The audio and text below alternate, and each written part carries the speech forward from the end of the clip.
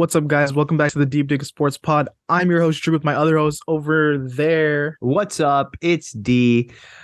How's everything going? I hope everyone's doing well. If you are watching on YouTube, go ahead and hit that like button. Go ahead and subscribe to the podcast. If you are listening on audio, go ahead and whatever streaming platform you're on, just go ahead and hit the follow button. Also, make the jump over to YouTube because we're gonna have we are pumping out content like crazy moving forward.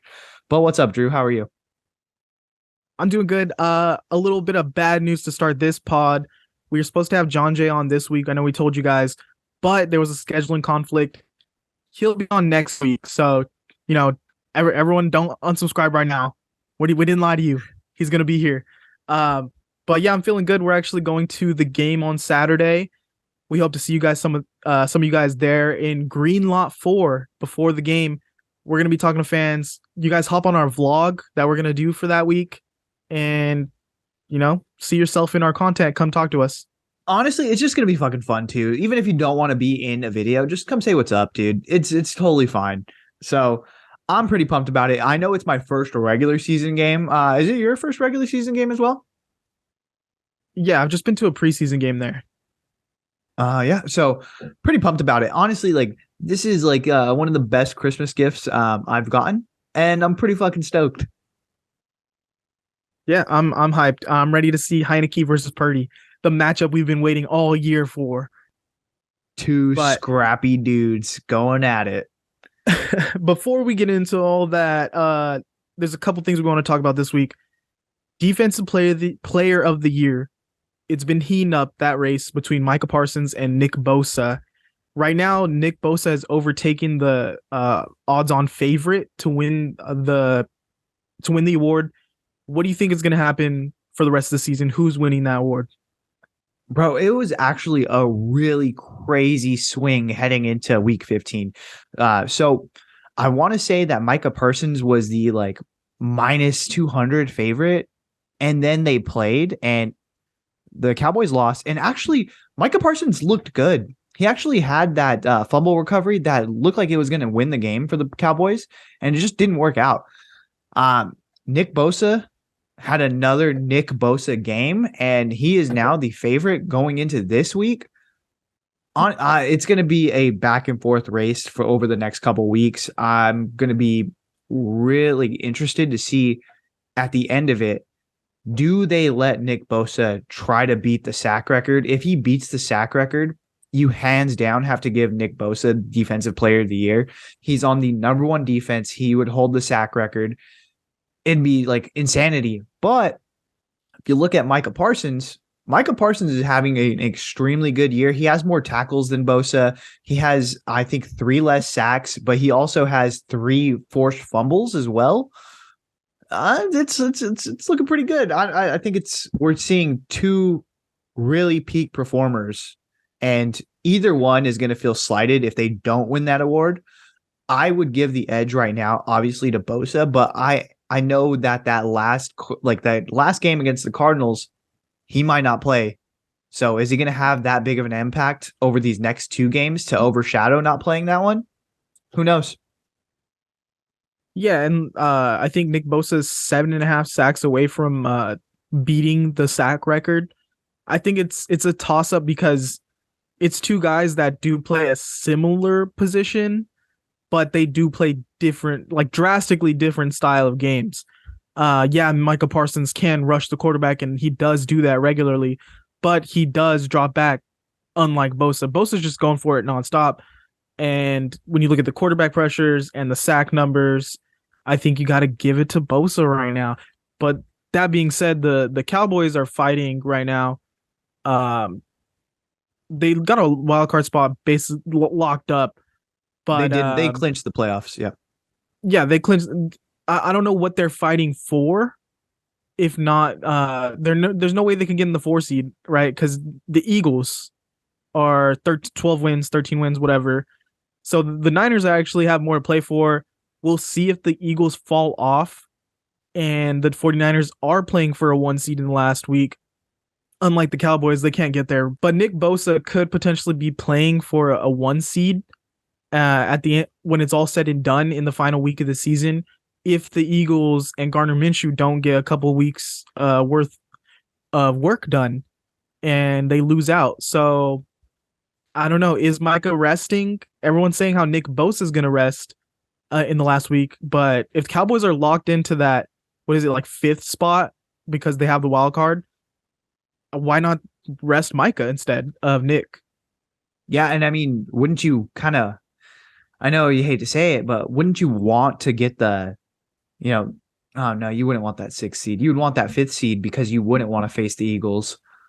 I think that they would have a little bit more to play for because the Eagles just need one win. If the Eagles get one win, there's no way that the 49ers are moving out of the, they're not going to get a bye, pretty much. And I don't think the 49ers really give a shit if they're going to be the 3 or the 2 seed. I think what they care about is getting healthy, and they're not going to risk Nick Bosa. You know what I mean? So yeah, but if there's a first round bye, you got to risk him. But if there's not, I mean, I'm cool with settling into that 3 seed. It depends. It all depends on what Minnesota does. But last week of the season, I'm cool settling him down. Who cares if he loses it because of that? I think his body of work since before that game, before the final week, should win him the award. Unless Michael Parsons goes crazy week 18. I mean, Micah Parsons has a lot of tackles per game. His resume is going to look really good with an extra game if Bosa doesn't play last week. So, I mean, it might sway things. And then people always remember, like, all right, well, what have you done recently? So if we went back to last week, again, Micah Parsons was the heavy favorite. Then they played a game. Nick Bosa looked awesome. The Cowboys looked trash. And they end up losing to the fucking Jaguars. So it just is what it is. Like, what people care about is like what happened recently. What have you done for me lately? And if that takes a factor into their voting, maybe Micah Parsons having an awesome game and the Cowboys getting a win, rolling into the playoffs. That's America's team there. Maybe they both get locked in and they both rest week 18 and then that's it. Yeah. You never know. Do you see Nick Bosa touching this record though in the next 2 games? Let's see. It's Heineke Like say he and the does Raiders. Say he does sit last week. Can he get 7 sacks to tie it? I think he's gonna get like 5. That's monumental to get 7 sacks in 2 weeks. Heineke, I think he has a lot of opportunities to get Heineke, who's going to try to extend plays, who's going to roll out. And he's athletic, but he's not the Lamar Jackson out there. Same thing with Derek. Derek will also try to extend plays, keep things going. And their offensive line, both offensive lines are not that good. So I'm pretty confident he's going to get at least he's going to get within arm's length of that record relatively soon. So it just depends on what type of game he has. What if he has a just straight up monster game against the Commanders? Doesn't it give a little bit like a 4 sack? If he gets like a 4 sack game and then going into that Raiders game, he's like, what if he gets another 2? Then it's like, dude, I would have to play Nick Bosa for just the first half of that game against the Cardinals. Or maybe just the second half. When everyone's tired, just let him run. Dude, that'd be crazy. And did you see Kyle Shanahan just came out and said that he thinks a lot of teams make mistakes by resting players for a full week before the playoffs start?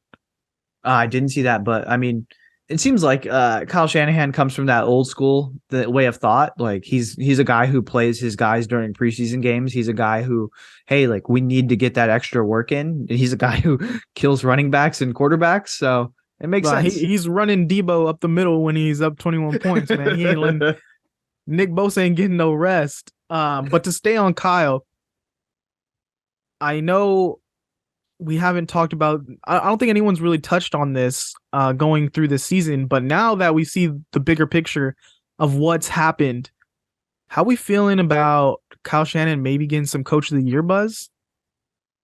I mean, it would make sense because he's gone through 3 starting quarterbacks and had this success. I think they're going on what? How many games have they won straight? 7, 8? What is it? 7. Yeah, 7 straight wins. That's very, very impressive. Yeah, they got their ass kicked by the, Chiefs, but they've bounced back and they've looked really good. And they've been super successful with their play calling, which you got to give the hats off to Kyle Shanahan. And this was a guy who was at the beginning of the season was a little bit on the hot seat with the fans, not with the organization. They had, complete confidence in him, but with the fans, people were asking for more. And this is the type of Kyle Shanahan season that people were wanting, because when you are in that pantheon of, top 5 coaches, you need to perform. Even when you have a down year, even when things are weird, you need to come out and you need to at least make playoffs. We've seen that. I think he's overcome a lot, but you got to give it to Sirianni. If Sirianni finishes out strong, I think that they're going to get a win this week, especially. I know they're switching from Jalen Hurts to Gardner Minshew, but there was this is a big Gardner Minshew opportunity. And I think this is a game that he is going to have a little bit of extra fire to, just because legendary coach Mike Leach actually just passed away. Gardner Minshew had to miss practice this week because he actually gave the eulogy at the funeral. So I know, like, we talk about, hey, like, I would love to see the 49ers get the 1 seed, but really I would love to see Gardner Minshew get a win for the Eagles, especially this week. Like, even if it goes against, being a 49ers fan, there's just some things that are a little bit bigger. And I would love to see that for Gardner Minshew. So with that, like, kind of solidified, getting them the 1 spot, I think you'd have to go Sirianni, especially the way that he's built up and he's gone all in with Jalen Hurts, and it's really paid off. So this is a guy who got drafted that people thought was going to be a running back. You had Carson Wentz, who was your big money quarterback, and you took the gamble and it worked out perfect. So hats off to Sirianni. Yeah, I mean, can't deny he's had a hell of a season. I mean, the whole team is overperforming. They're looking great, and I can't wait for that. Did the Christmas album drop yet? The I Eagles would lineman. assume so. I think it said like December 19th or something. So I don't know. Look out for that. If you saw the clip of Jordan Mailata singing, the guy, he's gonna be a superstar once he retires because he can sing. Yeah. But yeah, like, I would love to see Gardner Minshew win and kind of solidify himself as a solid backup and maybe get him some buzz next year as a bridge quarterback guy. Um, he's someone that has slept in. They said that he's like slept in a van right outside the facilities all spring, and yeah, he's just that dedicated. I think he deserves it. But we'll go back to Kyle Shanahan, uh, third string quarterback. He's playing with a guy that was picked last in the draft. Uh, Started the season as what, like, our 4th quarterback, because like Jimmy was unknown, then you had Trey, and then Sudfeld was there, who we just gave a bag to. And we could go back. We were complaining about that move like a minute after it happened. Yeah. That was a waste of $2 million. But now look where we're at. We're potentially fighting for the 2 seed right now. Not just that we made playoffs, because that would have looked good, but the fact that we won the division and we dominated the division is even bigger for Kyle Shanahan. We were talking in in preseason, we were saying how, man, if we could get a wild card spot, that'd be nice, because we don't know if we can win this division. It's just that loaded. And now looking back, like, we might go undefeated in this division. So that feat in itself is like coach of the year table worthy. And then when you look at the injuries we've had, the points we've been putting up now, the defense, it doesn't even matter that we lost our defense coordinator, Robert Saleh, a while ago. Now we got another guy, and it's like Kyle's just churning these guys out like one year after another, these very valuable head coaching candidates. So the resume is looking nice this year. I think it's poised for Kyle to somehow sneak in there and steal it, but it really depends on, do the Eagles finish with 14, 15 wins, or they lose out? Yeah, and just to kind of add to that too, not only did they lose Saleh last year or the year before that, they lost McDaniel this past year. And with that, they also lost their quarterback coach. And the first time quarterbacks coach in Brian Greasy has really stepped up. And let's give him his flowers. He has shined, dude. He has coached the hell out of the quarterback position. But that credit goes to Kyle Shanahan, just because you're able to dictate and put people in this position. Like, he could have made a hire that was the trade up trash, but instead he chose this guy that knew what he was doing, that was going to be perfect for the role, and he elevated him and he's let him shine. And I think that goes a lot to say. He lost Wes Welker too. So it's kind of like the offense And hiring Anthony Lynn. The offense has been what Kyle Shanahan has made it this season. And you see he's getting more comfortable with the play calling with a rookie. He's getting more comfortable as far as opening things up. And we're seeing the full Shanahan offense with Brock Purdy. Yeah, I think a lot of people, it feels like Kyle's been here for 20 years, but he's still relatively young for a head coach.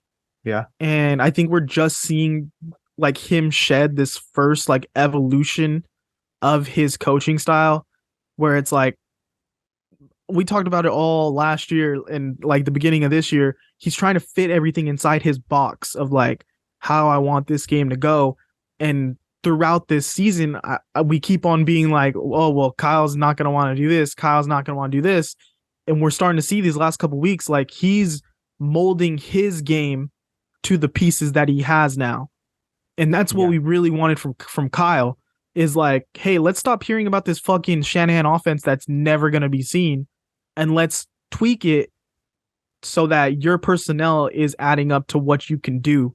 And so he's tweaked it a little bit, and these guys are performing, and it's letting him feel comfortable, like, okay, well, maybe now I can trust them with this set of plays that I want to do. And it's like week by week, now he's getting better and better as a play caller.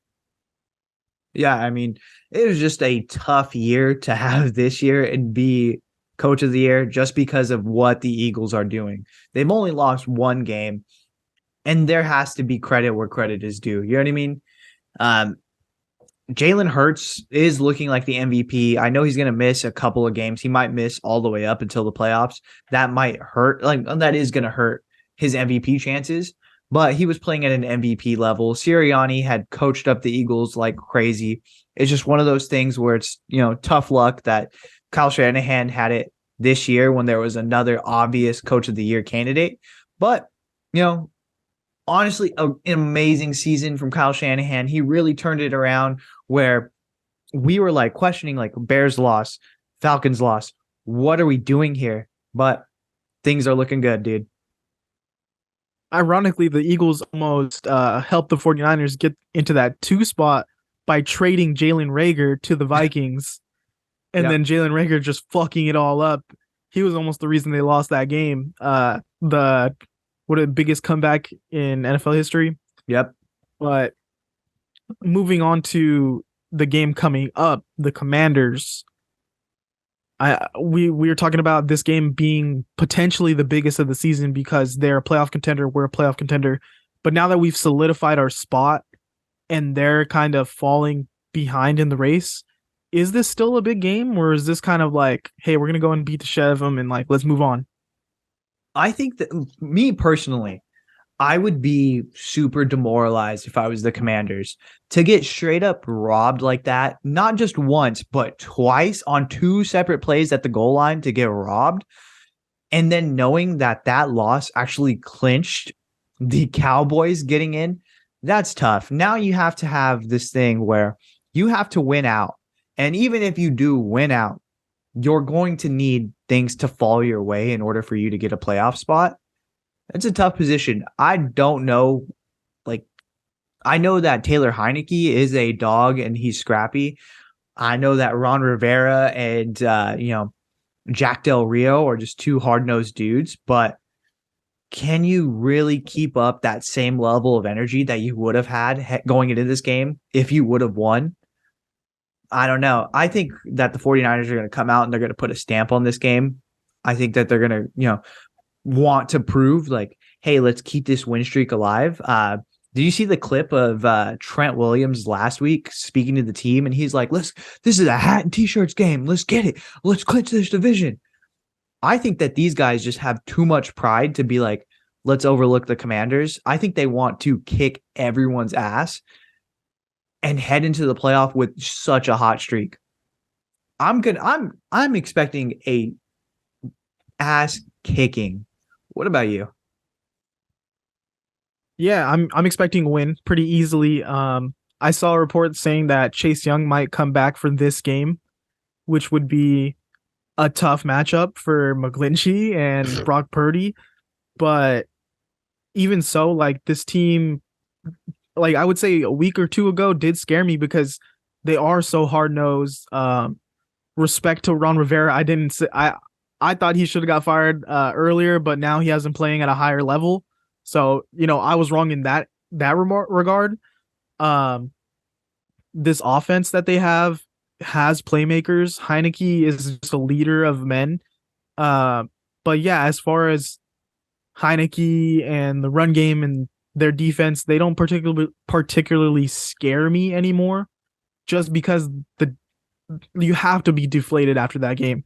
If you win that game, you control your own destiny. Like you're almost in, you're almost there. And then you can kind of have this letdown game against San Francisco and be like, well, guys, come on. We're tied with the Giants or we're still ahead and we're like we win these next couple games. Now it kind of feels like David and Goliath, like, man, we got to beat the best team right now in the league and just to hope to try to make playoffs. Yeah. So it just feels kind of like, man, if you're a Commanders player, don't you kind of look at this being like, I don't think we got it, man. Like, even just like, a little part of you does just a little part of you like, dude, the season's basically over. I'm gonna go get my ass kicked and like put my body on the line against the number one defense in the league for us to not make playoffs. Like, I feel like if they won that Giants game, this game would have so much fucking juice. But now it's kind of like, we got to play this fucking great team now. Yeah, it's a real kick in the nuts, dude. It's I don't but see to the be fair, if there's going out and doing like a 1-2-3 Cancun.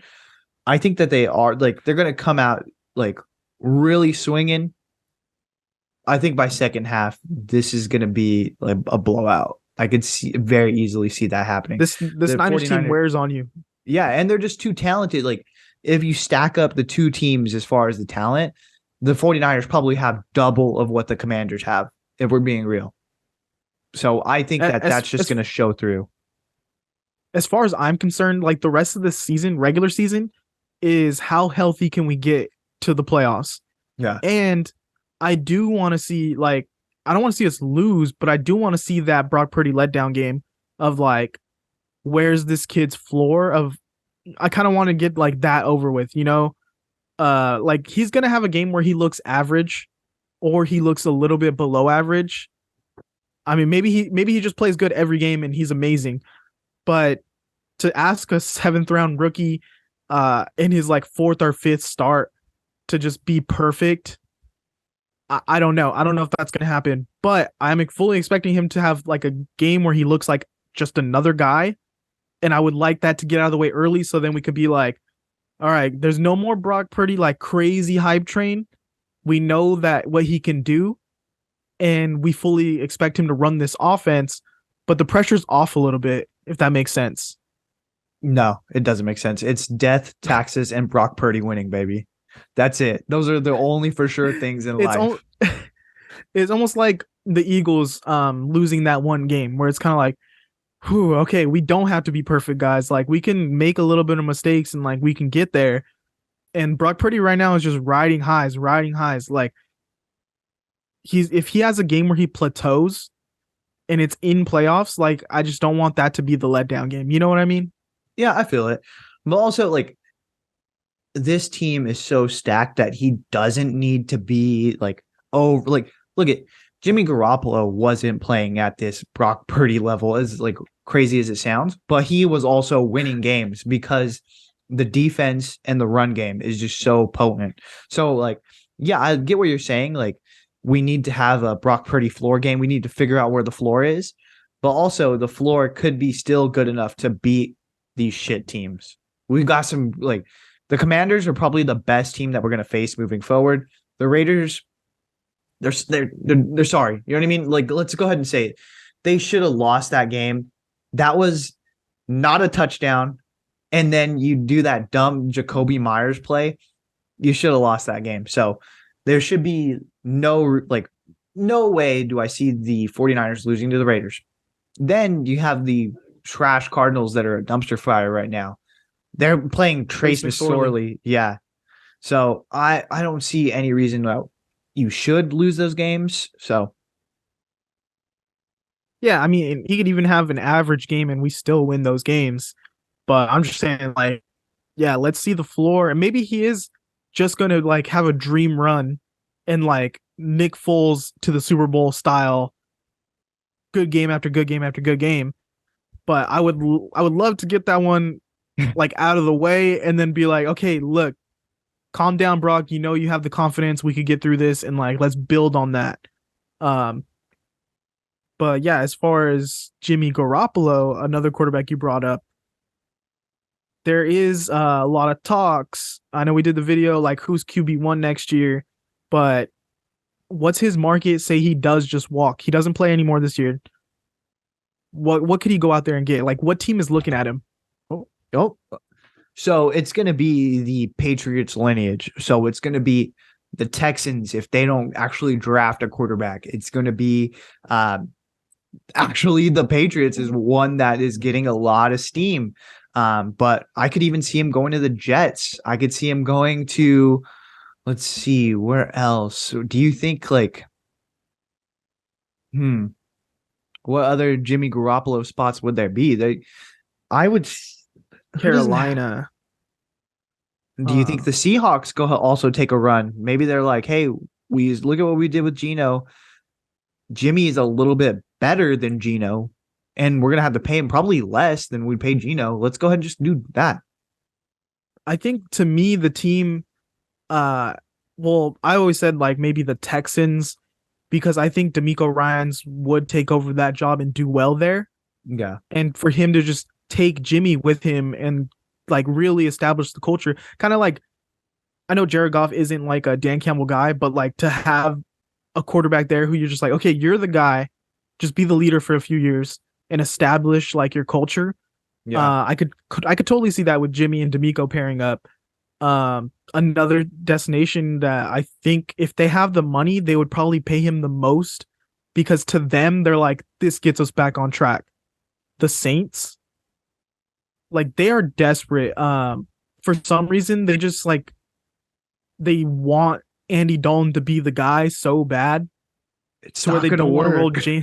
They don't want to roll Jameis out there anymore. And I know he's looked not great, but I wouldn't have liked to be like, oh, maybe we see what Jameis has in more game film, and we know the team's not that good this year, but we could build around him, maybe. Or even if they said, fuck it, let's just roll Taysom Hill out there, and like he's athletic, he makes plays every time. I have him in fantasy, so every time he throws the ball, he's hitting bomb touchdowns. Like he's throwing the ball downfield like ridiculously, and then they're like, all right, go kick rocks, hit the bench, kid. Go ahead and hit that tight end spot, buddy. Which is like, dude, Andy Dalton isn't making these plays. Like, why not just leave Taysom out there for a whole game and see what happens? Yeah. But I don't know. That I think they can justify to themselves, like, Jimmy's a real starter. All we need is a quarterback. Blah, blah, blah. Dennis Allen, we're stuck with him. Like, let's go. Yeah. Also, the Colts. Colts could come back and double up on it. Like they hit dud after dud. Like who's gonna be the bad quarterback for the Colts next year? It could be Jimmy, bro.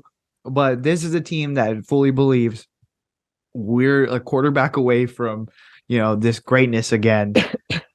The Fighting Jeff Saturdays, like they're gonna roll out Nick Foles this upcoming week. It's things are getting desperate in Indy. But I could see that happening. But the only reason I wanted to bring up this subject is because the Patriots is just so fascinating. We know that Bill Belichick had such an obsession with Jimmy Garoppolo. He really thought that he was going to be the next man up, the successor to Tom Brady. And it really did hurt him to have to trade Jimmy Garoppolo away, so much so that he had to trade him to a spot where he knew he was going to be the starter and he was going to actually do well. So knowing all that and knowing like this season, Mac Jones hasn't looked good. He's been at odds with not only the Patriot coaching staff, but almost like the Patriot organization as a whole. When he got injured and he didn't want to come back on their timeline because he wanted second opinions. I think all this is like, we know Bill doesn't really give a shit about draft status. So I would be like, oh, if Mac Jones was just straight up balling out, but he's not. And I think Bill would do Jimmy Garoppolo again. Someone had actually put it out on Instagram, and Trent Brown, former 49ers lineman and now current Patriot, actually liked that post about Jimmy coming back to New England. So I think that's the reality that we're going to be living in moving forward. Is I think that they're going to be the number one spot and they're going to be the number one suitor for Jimmy Garoppolo. But here's my thing though. I have seen a little bit of rumblings that there's a slight possibility, not saying it's gonna happen, but there's a slight that they're kind of done on Belichick after this year. Like, look at what he's done. He can't build an offense anymore. Like, when's the last time he built an offense? He hates weapons. The defense, which is his key thing, is like not as good. He has Matt Patricia back there calling plays. None of his coaching staff are like elite talent. And he's just gonna bring in Jimmy to fix it all. Like, I don't know. He's getting up there in age. He is getting up there in age, but I don't think like Kraft can Belichick. Belichick would have to want to retire. And I don't know if Belichick's at that point. If he has Jimmy Garoppolo come back, it's almost like all right, boys, let's ride one last time. Like, let's go. It's an offense where you're like, man, we really can't do anything on offense. You know what we should get? A quarterback that can't do anything on offense. But this is that's a perfect pairing. This is a perfect Belichick guy. We know this shot like checks off all the boxes. If he gets like 1 or 2 seasons with Garoppolo, I think that's enough to like keep him in line. The one thing that he is going to have is he's going to need to get a real offensive coordinator. He can't have Patricia run it back. Like, this is getting borderline ridiculous where Mac Jones is hating on the coaching staff because of it. So he's going to have to get an OC. I don't know how or who is going to want to coach under Belichick at this point. It's going to be interesting to see like how that all shapes out. He couldn't even get one last year. What about potentially Derek Carr getting traded somewhere and Jimmy to the Raiders? I mean, that's something I'd like to see. I would, but where would Derek go? You know what I mean? I think his stock has really dropped this season as they just haven't looked good. They went out and got him Devontae Adams. They already had Darren Waller. They had Hunter Renfrow. Like, they had pieces. Josh Jacobs. They even cut like that. This wasn't a rebuild. Yeah, no, this was a team that was supposed to be like, plug and play, like ready to go. Like, now we actually got a really dynamic play caller in Josh McDaniels. It just hasn't worked out. I think that it really did drop Derek's stock. It does help that Garoppolo is super comfortable with McDaniels. I think that's the way Josh would want to go with Jimmy because, hey, he already knows the system. He knows what I want. Like, let's do it. I think that fits the marriage between McDaniels and Garoppolo. Where I don't see it is, where the fuck do you send Derek, and do you get enough value back for him? All right, hear me out. We just trade Jimmy G straight up for Russell Wilson. And we get Mr. Unlimited out here in the Bay. Dude. How many bathrooms could he get in the house out here? He'd get 1 bedroom, 7 baths. No. That was a joke. Please, no. Never give us Russell Wilson. No. But he makes for great content. He does. Is that all we got for today? I believe so. All right, you guys, thanks for listening. Go ahead and like, comment, subscribe, and hit us up on Twitter at the Deep Dig Pod. Yep. If you got the game on Saturday, go ahead and hit us up again. Other than that, if you're here, thank you. We appreciate it. Go ahead and hit that like button. Button. Bucking. All right, later.